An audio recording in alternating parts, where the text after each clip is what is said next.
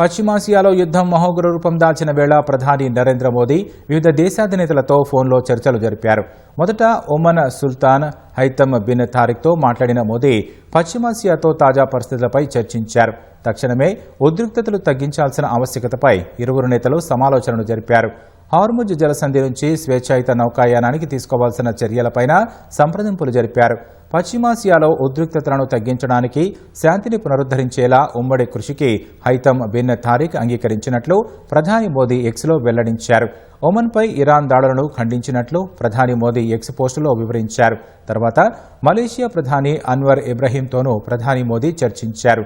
చర్చల ద్వారా పశ్చిమాసియాలో ఉద్రిక్తతలను తగ్గించడానికి, శాంతిని పునరుద్ధరించడానికి కృషి చేయాలనే అభిప్రాయానికి వచ్చినట్లు ఎక్స్లో వెల్లడించారు.